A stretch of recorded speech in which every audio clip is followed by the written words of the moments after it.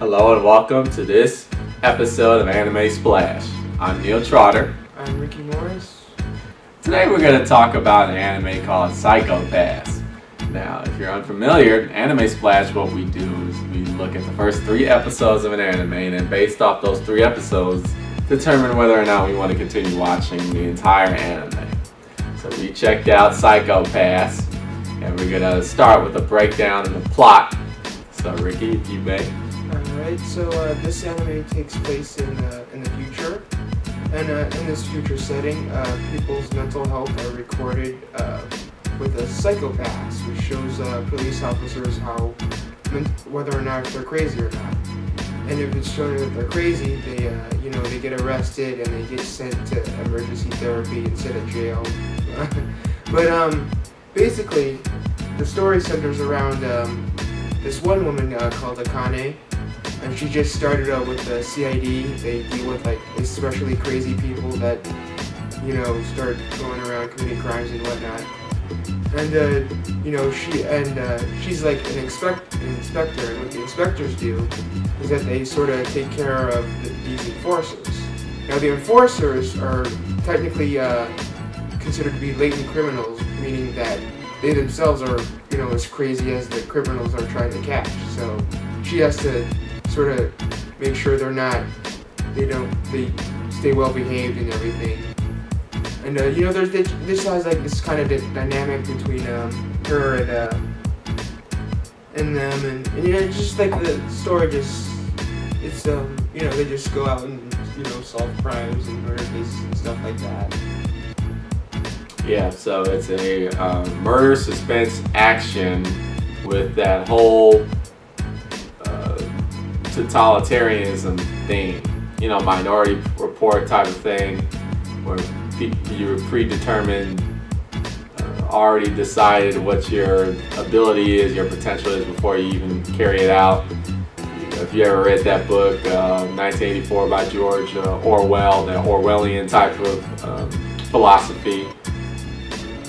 I also remember, it brings me back to if you ever saw George Lucas's very early film called THX, same kind of concept where basically people are determined right off the bat when they're born what their ability is, and in this Psycho-Pass, it's just a mental state, and so now we can determine whether or not you're going to cause a crime or not, or your potential of doing it.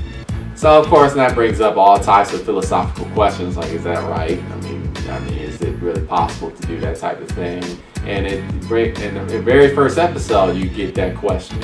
They get into this really intense situation where they have to decide whether or not they want to perform this action that's really pivotal, based off of their psychopath. The psychopath is telling them this person is crazy, but they got to figure out, do you really want to carry that out, because there's some questions there. So you already got that exciting climactic thing from the very get-go, and that was cool. I liked it a lot. This anime is very exciting. You got that crime action where lots of cops shoot 'em ups. And you got it's supposed to be in the near future, although I would say it's more further than near, because they got some robots and all types of... Well, it is Japan. Oh, yeah. So, Japan has a robot, so... But you see a lot of futuristic type of action. So that's cool. So, this concept is based off of, the whole... Minority Report thing. It's been done before, right? I just said it, but it hasn't been done too many times. So you still got that unique type of you can use this concept and have your own unique thing to it if you want. There still hasn't been exhausted that many uses for it yet, and this anime does that very well. It's like, all right, we got to do our own special spin on it. We're going to they focus more on the detective portion of it with the criminals and the real unique thing is this concept between the enforcers and the inspectors. So as Ricky said, the enforcers are potential criminals, these latent criminals who they have the potential to be criminals, but Well, their psychopaths say that they're above the level that's considered to be like a normal functioning human being. So they kind of can't be in the outside world. They have to be at the police station all the time. So they're kind of, like really think the inspectors are supposed to treat them as dogs, really. So, Yeah, and then that yeah. what Ricky said brings up a good point.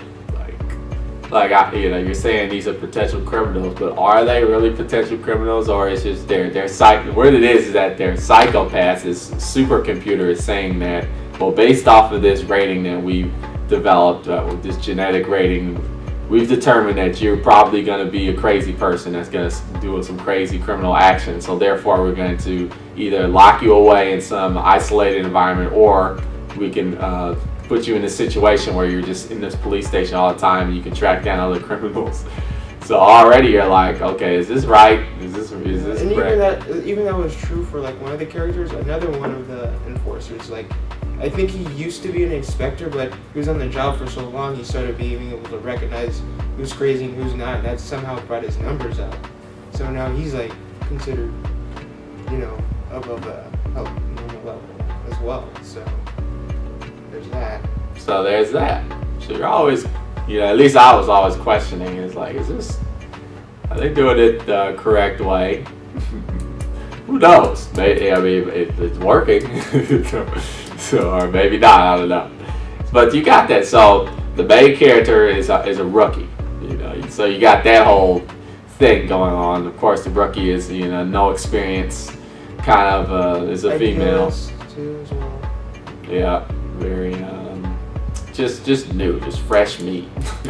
And so you got that whole dynamic where she's in charge of these enforcers. Like Ricky said, the enforcers are viewed as dogs basically. So they're hunting dogs basically. They go out and hunt the other criminals, and she keeps watching them. That's her role. She's But she's a lot more sympathetic towards them. She wants to work with them instead of controlling them. But the other inspector, the more experienced one, is like, no, don't do that. You're not.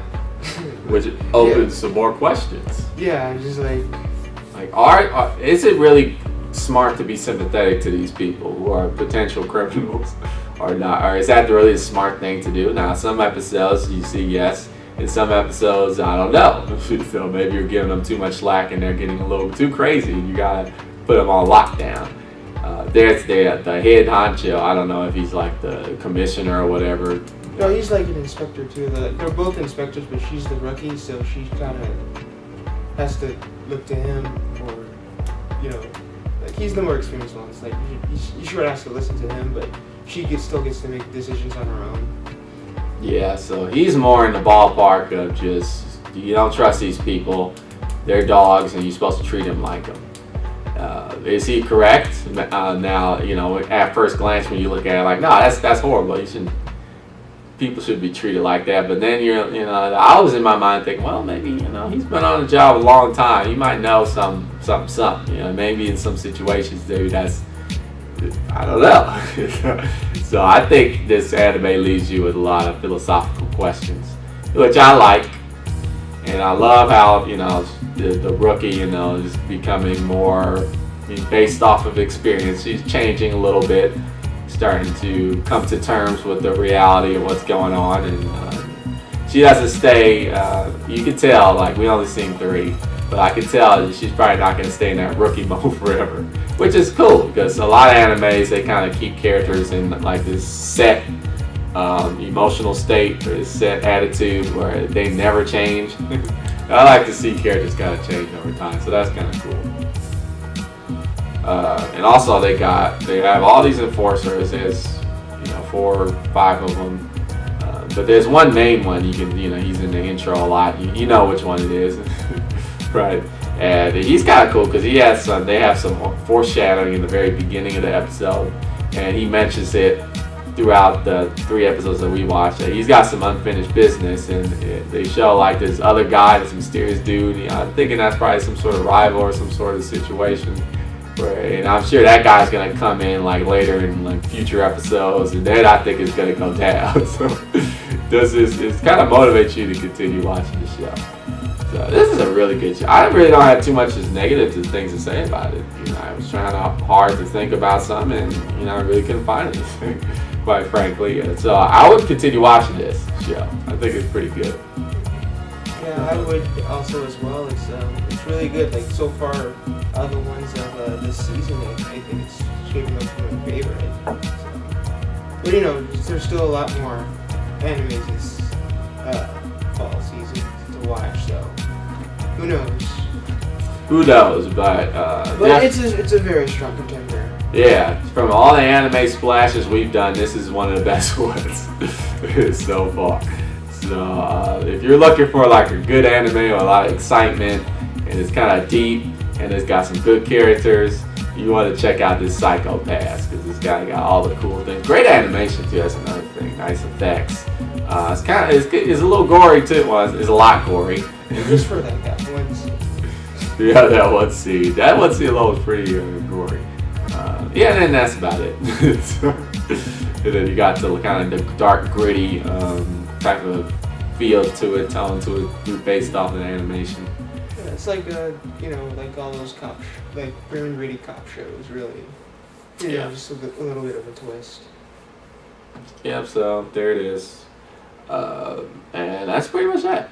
So thanks for watching, and if you always got a comment, maybe you think Psycho Pass sucks, you want to make a comment, that's cool. We can hear what your thoughts, or if you agree, that's nice too. Just let us know on our YouTube channel. Always comment is all good. Until next time, we'll see you later. This is Anime Splash.